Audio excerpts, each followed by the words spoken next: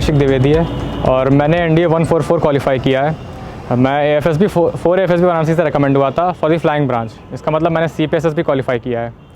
सबसे पहले मैं आपको बताना चाहूँगा कि मैं NDA क्यों जाना चाहता हूँ। तो मेरे पापा खुद एयरफोर्स में थे, तो it was likely for me to develop an affinity towards the air force only. 2012 में जब एयरफोर्स डे के दिन परेड थी एयरफोर्स स्टेशन बरेली में, तब मैंने वहाँ पे परेड देखी और मैंने ऑफिसर्स को देखा। आखिरी में मैंने वहाँ पे एयर शो देखा, तो एयर शो देखने के बाद मैं काफ़ी मोटिवेटेड था।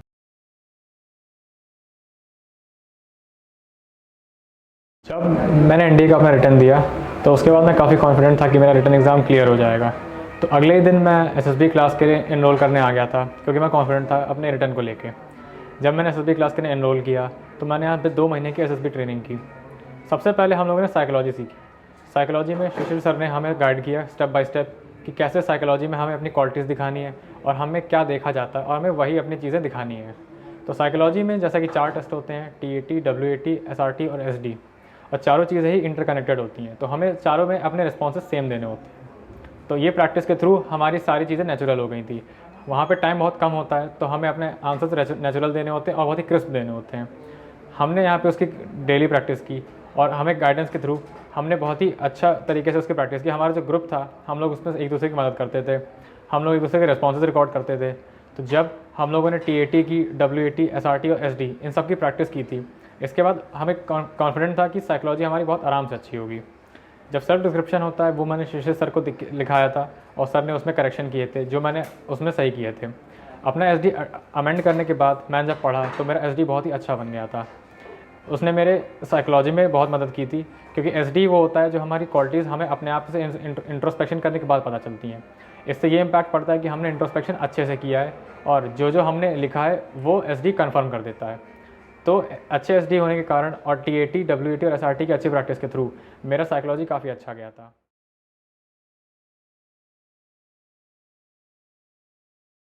उसके बाद मेरा 4th डे के दिन मेरा पर्सनल इंटरव्यू शेड्यूल था और टोटल 80 में से मेरा लास्ट इंटरव्यू था। तो जब मैं इंटरव्यू के लिए गया मैं काफ़ी एक्साइटेड था कि कैसा इंटरव्यू होगा मेरा, क्या क्वेश्चंस हो सकते हैं। मैंने यहाँ पे भी 3 मॉक इंटरव्यूज़ दिए थे और मैंने सारे यहाँ पे मॉक इंटरव्यूज़ नोट करता रहता था कि ये PIQ से मेरे क्वेश्चंस बन सकते हैं।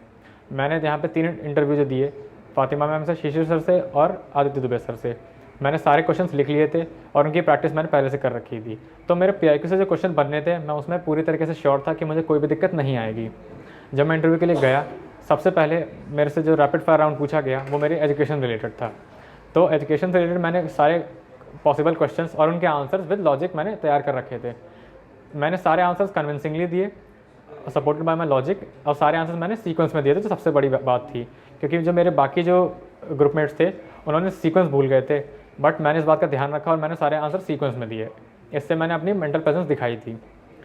जब भी इंटरव्यू था तो यहाँ पे जितने इंटरव्यू होते थे यहाँ पे हमें सब सिखाया जाता था, कैसे सिटिंग पोस्चर होना है, कैसे हमें वॉइस मॉड्यूलेशन करना है, कैसे हमें आई कांटेक्ट बनाना है और कैसे हमें आंसर देने कोहेरेंट वे में, जिससे कि इंटरव्यू इम्प्रेस हो जाए हमारे आंसर से।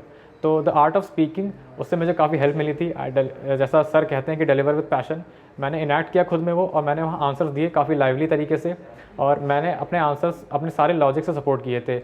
मैंने कोई भी स्कोप नहीं छोड़ा जहाँ पे इंटरव्यू को मेरे प्रोफाइल पे थोड़ा भी शक हो सकता था। मैंने हर चीज़ का ध्यान रखा वहाँ पे। So being cautious and vigilant helps one through the interview. Plus if you are generally aware, you have good command over the current affairs and the recent happenings, तो it definitely gives you an edge over the above candidates. So मैं वहाँ पे जो anti room होता है वहाँ पे newspapers हमेशा अवेलेबल होते हैं, रीडिंग रूम भी होता है, मोटिवेशन रूम भी होता है। If you go there and you look at the newspapers, you must find something related to your special areas of interest. So for example, for me, if I am inclined towards more of the international news, I found 2 or 3 international news plus some sports news, क्योंकि मेरा PIQ में mention किया था अपने sports के बारे में।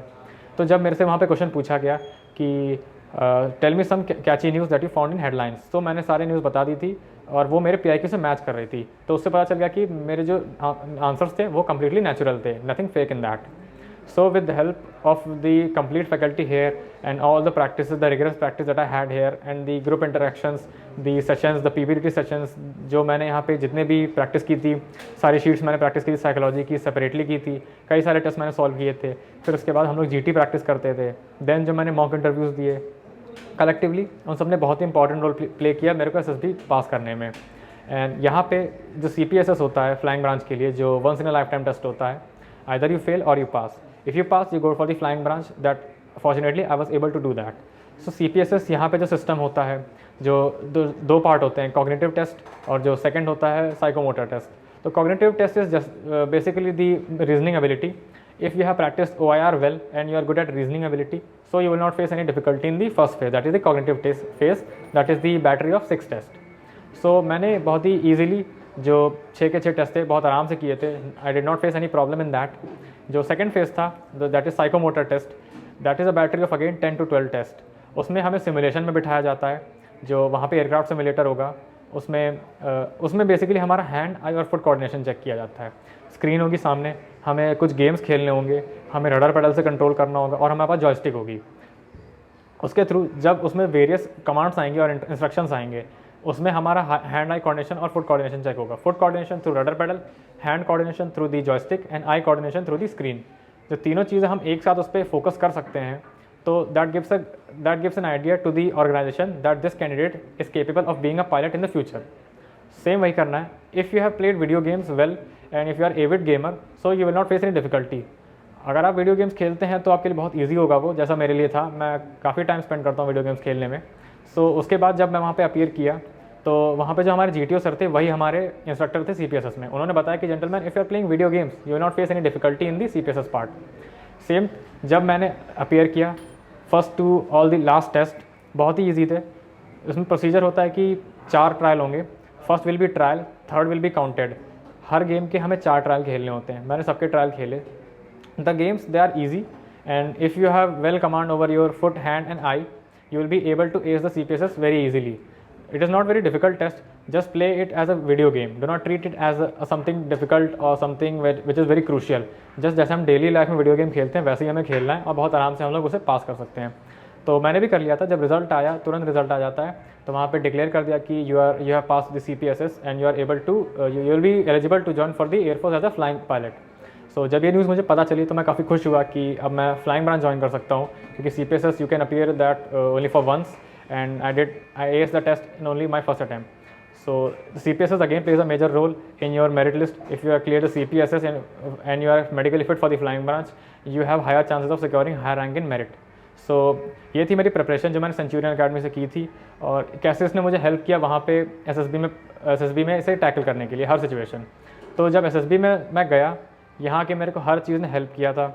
मेरे एक्सपीरियंसेस वो हमेशा मेरे माइंड में आते थे, और कैसे मैंने सारी चीज़ यहाँ से कनेक्ट करके वहाँ पे टैकल की, and I was able to give the solution and I was able to convert every situation in my favour. So being vigilant and being resourceful, it is definitely going to help you in the SSB. That's what I did and I was able to clear my SSB very easily.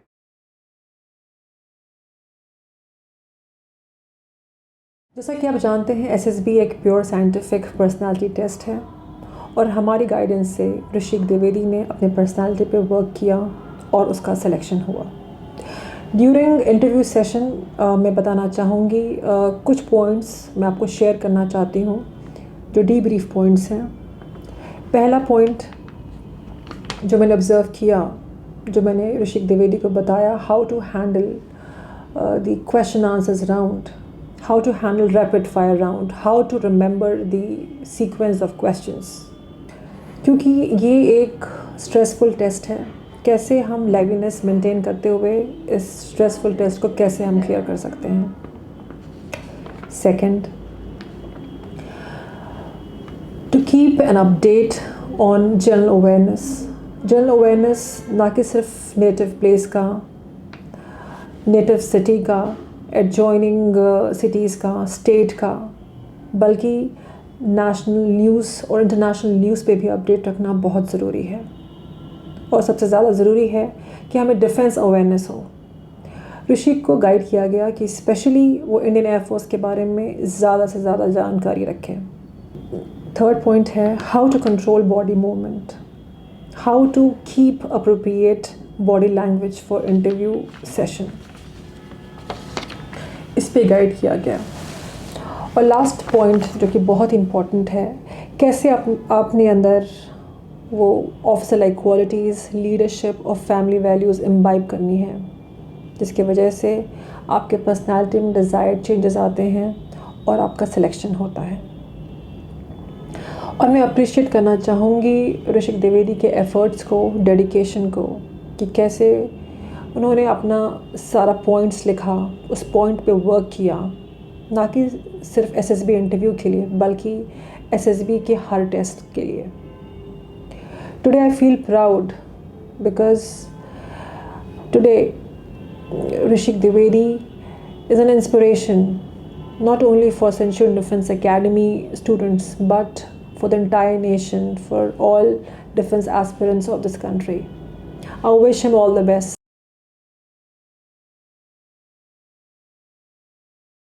बात रही phase 2 की, जो होता है कि group testing. तो group testing में जैसा कि कोऑपरेशन, सोशल एडजस्टमेंट और ability to influence group check किया जाता है। तो यहाँ पे क्योंकि ग्रुप बन चुका था हम लोगों का, तो हम लोग ग्रुप में एक दूसरे की मदद किया करते थे। हम लोग सारे टास्क करते थे साथ में और एक दूसरे की मदद करते थे। तो कोऑपरेशन के थ्रू जो हम 2 महीने साथ रहे, हमने एक दूसरे से कई सारी नई चीज़ें सीखी। यहाँ पे डिफरेंट बैकग्राउंड के लोग आते हैं, उनके साथ बातचीत करने पर मेरा सोशल एडजस्टमेंट, जो सोशल फैक्टर था, वो काफ़ी अच्छा हो गया था। इसकी वजह से मेरे को एसएसबी में बिल्कुल भी दिक्कत नहीं आई दूसरे लोगों से बात करने में और उनसे मिलने जुलने में। इसी ने मेरी मदद की थी एसएसबी में। जब वहाँ पे अलग अलग डिफरेंट के लोग मेरे ग्रुप में आए तो मैं उनसे अच्छा सामंजस्य बिठा पाया था, जिसकी वजह से मेरा इम्पैक्ट जो था वो ग्रुप में काफ़ी अच्छा गया था। इसने मेरी हेल्प की हर ग्रुप डिस्कशन में सारे मेरे टीममेट्स ने मुझे ही नॉमिनेट किया था हर बार कॉमन कंक्लूजन देने के लिए। तो इससे मैं कंफर्म हो गया था कि मेरा जो ग्रुप टेस्टिंग गई है वो अच्छी गई है, और ये हमेशा ग्रुप के साथ, दोस्तों के साथ रहने से आती है, ना कि अकेले रहने से। Talking about the success journey of Rishik Dwivedi, who cracked written and SSB for India 144 course in his first attempt. I have 4 observations that I want to share with you all. Number 1, being from the defense background, completed his studies, 12th standard studies from LPS Lucknow. From the day 1 when he reported and joined Centurion Defence Academy, he was very positive and perseverant. His 100% attendance proved his result and he cracked written examination in his first attempt. The day he appeared for written examination, he himself was sure that he is going to crack written examination. On the next day he approached me and he told, sir, I want to join SSB because my written examination went well. And till the time he did not get result, throughout he practiced hard for SSB interview. Let it be psychology, interview and GTO. He performed well and his remarks given by all the trainers, including me, were outstanding. I convey my heartiest congratulations to Rishik Dwivedi and his family on this great success and my best wishes for his upcoming training periods and his successful tenure in Indian Air Force. Thank you.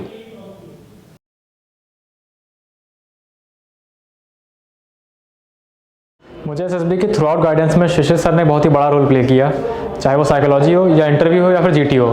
तो psychology में, क्योंकि sir खुद psychologist हैं, उन्होंने मेरे को हर चीज़ के बारे में बताया कि कैसे हमें अपने आप को वहाँ पे प्रेजेंट करना है, क्या असेस किया जाता है और कैसे हम अपने रिस्पॉन्सेज नेचुरल और अच्छे बना सकते हैं। तो सर की गाइडेंस के थ्रू मैंने अपनी साइकोलॉजी बहुत प्रैक्टिस की थी और साइकोलॉजी मेरी अच्छी हो गई थी। फिर इंटरव्यू में सर ने जब मेरे से मॉक इंटरव्यू लिया था तो वो सबसे डिफ़िकल्ट इंटरव्यू रहा होगा मेरा। इतना डिफ़िकल्ट मुझसे एएफएसबी में भी नहीं पूछा गया। वहाँ पे जितने क्वेश्चंस थे मैंने सब नोट कर लिए थे और सबके आंसर्स भी मैंने अच्छे से दिए। वहाँ पे मैंने जितने भी पॉसिबल क्वेश्चन मेरे पीआईक्यू से बन सकते थे, शशि सर ने मेरे को सारे क्वेश्चंस बताए थे और उसके कैसे आंसर्स देने हैं, कैसे अपने आंसर्स बेटर वे में प्रेजेंट कर सकते हैं। जब सेल्फ डिस्क्रिप्शन लिख रहा था मैं अपना, तो मैंने अपना रॉ एसडी सर को प्रेजेंट किया था और सर ने मेरे साथ पूरे टाइम 8-9 बजे तक बैठे रहे। उन्होंने सारे एसडी मेरा चेंज कराया, कैसे कैसे क्या अमेंडमेंट्स थे, मैंने वो सारे अमेंडमेंट्स अपने अंदर किए। और उसके बाद जब मैंने अपना एसडी और मैंने अपने आप पूरी साइकोलॉजी जब प्रेजेंट की और इंटरव्यू में और इन द जीटीओ, तो तीनों पार्ट में मेरा काफ़ी मदद मिली थी सर से। और सर की गाइडेंस के थ्रू मेरे तीनों स्पेयर अच्छे हो गए थे, जिसकी वजह से मेरे को एसएसबी में काफ़ी हेल्प मिली एस करने के लिए। सो मैं सर को बहुत ही शुक्रिया अदा करना चाहूँगा उनके हेल्प के लिए। Thank you.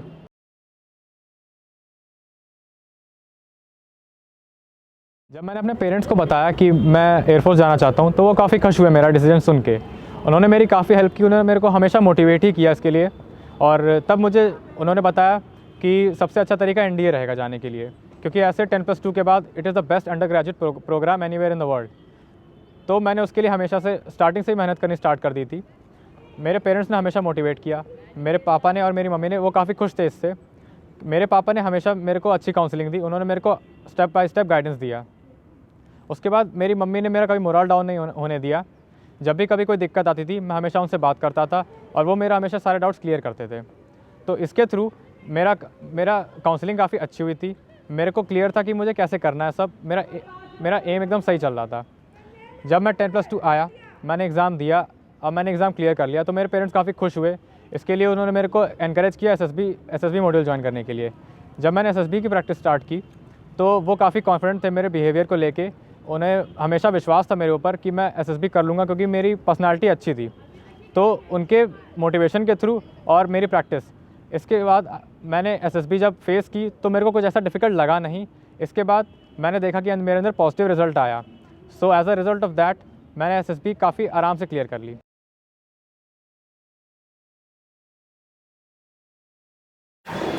जब कॉन्फ्रेंस ख़त्म होती है तो उसके बाद थोड़ी देर बाद रिजल्ट्स अनाउंस होते हैं। तो जैसे हम लोग टेस्टिंग हॉल में वेट कर रहे थे तो डीएसओ सर आए, उन्होंने रिजल्ट्स अनाउंस किए। तो टोटल 18 रिकमेंड हुए और मेरे को नंबर 7 पे मेरा चेस्ट नंबर कॉल हुआ। तो जब हम लोग जा रहे थे तो वहाँ पे काफ़ी तालियां बज रही थी, हम लोग स्टेज पे जा रहे थे और तब मुझे लग रहा था कि सही में मैंने कुछ अचीव किया है, क्योंकि ये मेरा बचपन से ड्रीम था, मेरे पेरेंट्स का भी ड्रीम था। तो जब मैंने अचीव किया, जब मैं रिकमेंड हुआ तो मैं बहुत ही ज़्यादा खुश था।